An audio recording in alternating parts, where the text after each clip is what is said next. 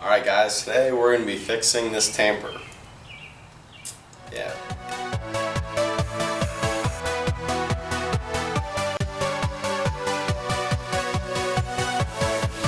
Yeah!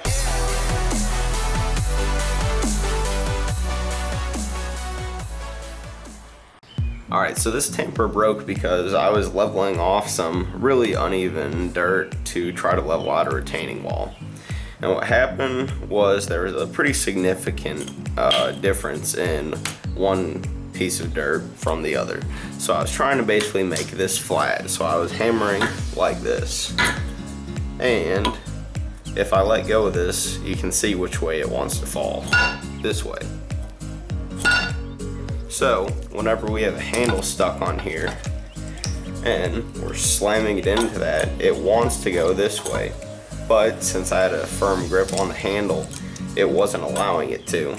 So there's quite a bit of stress in this connection right between the handle and our tamper. So with enough force, of course, it's gonna snap like that. Now, the problem here is that there's no bolts or pin or screw or anything in this tamper. So you might be wondering, how will we get it out, and also how do they keep it in there? And we'll find out. So I had this brilliant idea to try to burn it out, and in theory I thought it'd work because I'd be feeding the fire a bunch of oxygen with a blow dryer or a fan, but it really just didn't work out that way, and I ended up having to drill a bunch of holes in there and then just pick out all the wood chips with a pair of pliers. And it really didn't take too long. I thought it would take a lot longer since the burning method didn't work out. But eventually we got a nice clean hole out of there.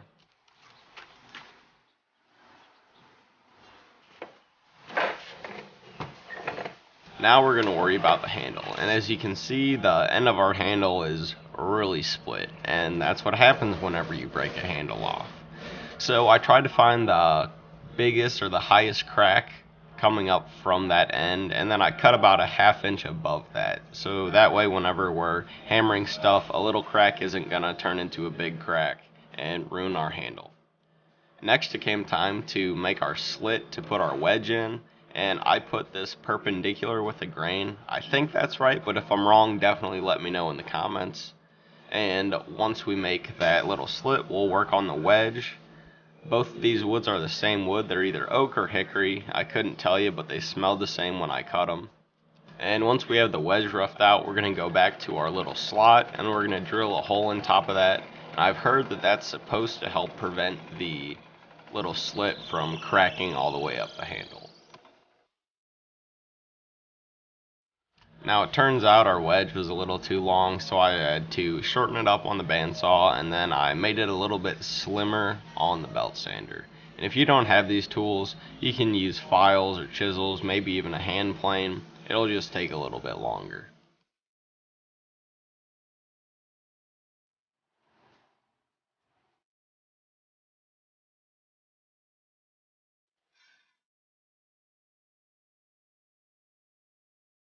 And now we're going to put everything together. It's important that your wedge isn't any wider than your handle or else it won't fit into the hole.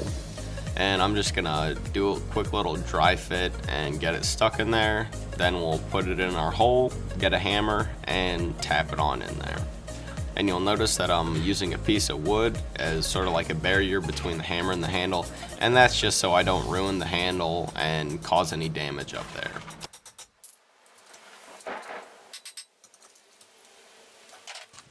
So as you can see, there wasn't any wiggle in there. It's working fine right now. I'm gonna go ahead and hit it on the side, which that's how I broke it in the first place, but I figured this tool is gonna see some abuse, so we might as well make sure that that's not gonna cause any problems when we first start. So thank you guys for watching, and I'll see you in my next video.